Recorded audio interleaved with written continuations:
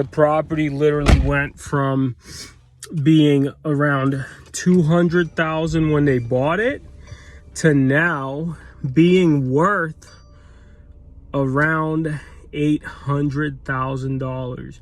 And the interest rates were high at the time. The pay was much lower at that time.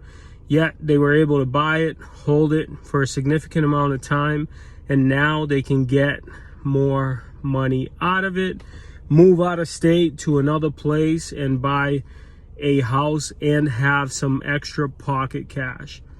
So look, it doesn't matter what the interest rates are.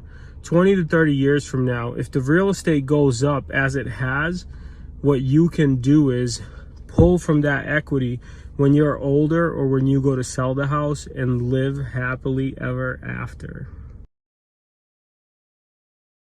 Minimum wage in 1999 was $5.15 an hour. It's literally 3 times more. So complaining about interest rates and telling me you can't buy a house because you're not making enough money, you have more opportunity now than ever. So save your money, purchase property, hold it for a long time, sell it.